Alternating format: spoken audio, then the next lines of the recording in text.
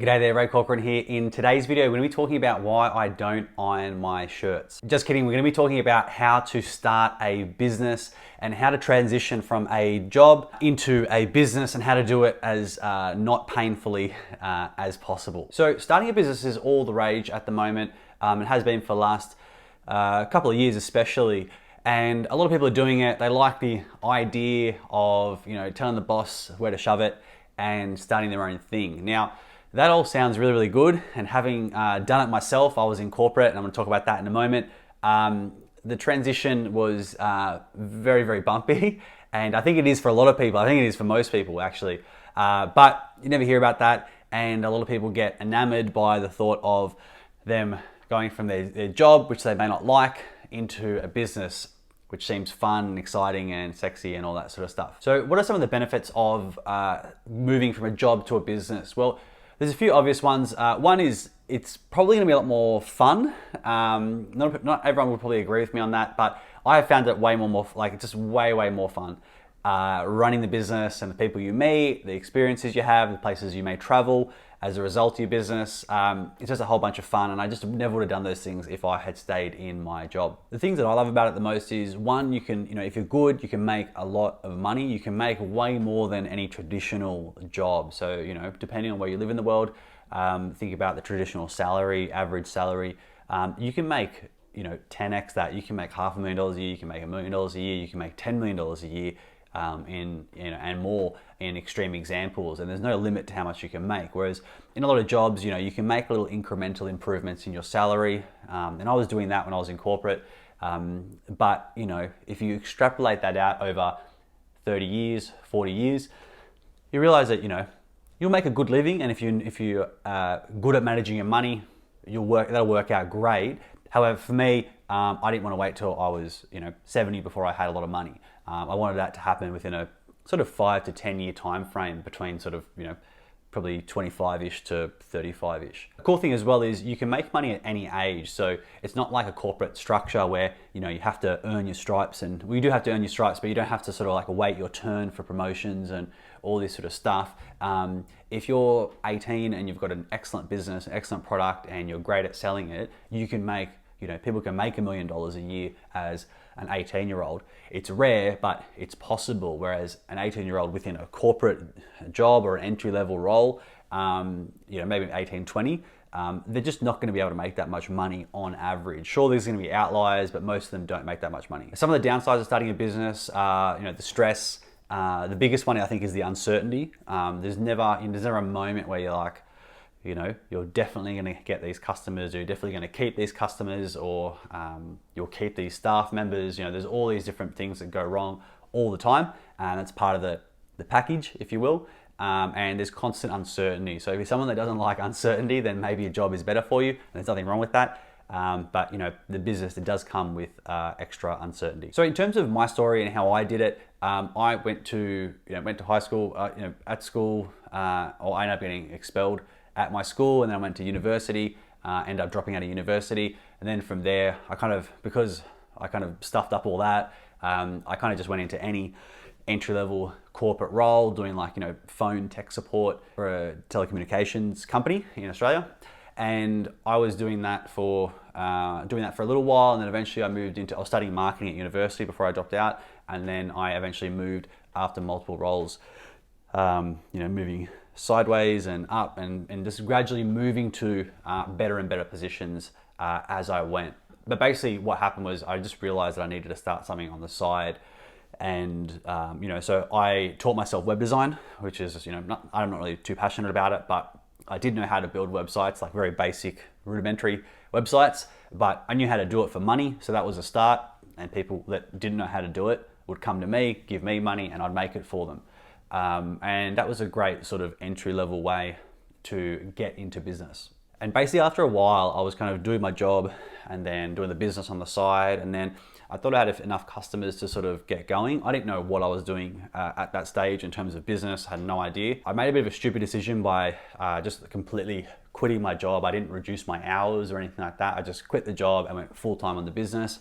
It was awesome at the time. It felt awesome at the time, a little bit nerve-wracking, but the problem was I didn't actually know anything about running a business that well. I kind of just knew how to get a couple of projects through word of mouth, deliver them, get paid, and then that was pretty much all I knew. So after doing that, I kind of, it's like being thrown in the deep end and not knowing how to actually swim. It's a terrible idea, and most people would, will fail if they do that approach, in my opinion. After I left, I kind of finished all the projects I had to do, but I couldn't bring in new projects at a fast enough rate.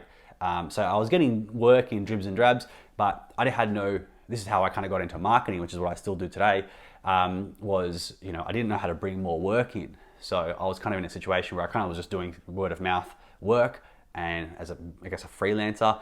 And then after a while, I was like, what do I do from here? And I actually had to go back to a job after that, which is the worst thing you could ever do. And while probably nobody around me gave a shit, for me, it was embarrassing. I was so pissed off that I had to do this. I felt like that was like failure, and you're so stupid. And like, I was just so pissed off with myself for not making it work. Whereas years later, I now think that I don't feel as bad about it. I didn't have the skills. So, to get the customers and get that momentum. And if I had my time again, I think I just would have got better at getting those customers and got more of a rhythm happening before jumping ship, because I didn't need to give myself that stress. So some of my tips for people that are looking, you're in a job now and you want to move to a business, first thing I would say is build a savings buffer. So whether it's 3 months, 6 months, 12 months, depending on, obviously reduce your expenses if you can. That way you won't need as much as a buffer, but build a savings buffer. This will allow you to not be anywhere near as stressed out when you make the transition, because assume it's going to take twice as long, 3 times as long, 5 times, 10 times as long as you think it's going to take. Even if you think you're talented, trust me, I thought that as well, and maybe you're more talented than me, but trust me, like I really underestimated how long it would take. And yes, down the track, it can really pick up quite fast, but if you don't know what you're doing, give yourself a lot of leeway and room to stuff up, because you probably will. My next tip is get as many customers as you can on the side. So start to really get good at how and understand, how do you acquire customers?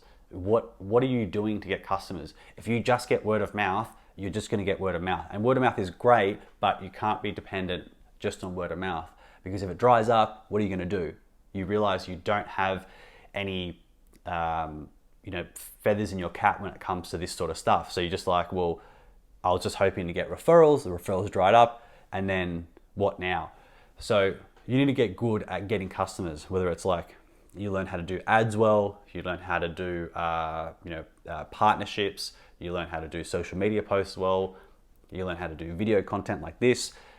Whatever your marketing strategies are, refine them as much as possible in the safety of your job, or while in the safety of your job, while you've got a bit of a safety net, rather than you trying to figure it all out while you've got that extra pressure of like, I have to bring in money this week. Sometimes that can be a good thing, having that pressure, but for a lot of people, I don't think it's the best approach. It just adds unnecessary stress. Next thing I would say would be juggle both alongside each other, as hard as it is, for as long as possible. You'll know when the time is right to move across, but don't just do what I did, where I got a little bit of work, jump ship too early, didn't get enough more new work coming in, and then I had to go back to a job, which was just the worst. It pisses me off. Still a little bit now, not as much as it did, but I didn't need to do that whole bit of BS in the middle. If I had just had enough customers and kind of ironed out my client acquisition process and system, it would have been a whole lot easier. Next thing I'd recommend is asking for help and not having an ego. One of the things that I probably did was trying to figure too many things out myself. I was trying to reinvent the wheel, and there are people that have already figured out client acquisition, how to sell customers, how to deliver an amazing product or service, how to do back office stuff like accounting, all that sort of stuff. People have already figured it all out. There's no point in you trying to figure it out yourself and trying to be some wizard. It's all been figured out by other people. So lean on other people's knowledge. Don't try and figure out everything yourself. I think it's one of my biggest mistakes was I would try and do DIY everything. And in the early days, if you don't have any money, then you kind of have to do that for some things. But don't be scared to invest to ask for help and get other people involved so they can help you move forward to wherever you need to get to. The next thing that I would have done if I had my time again would be to have a set revenue or sales target or or profit target. Just basically how much money is coming in.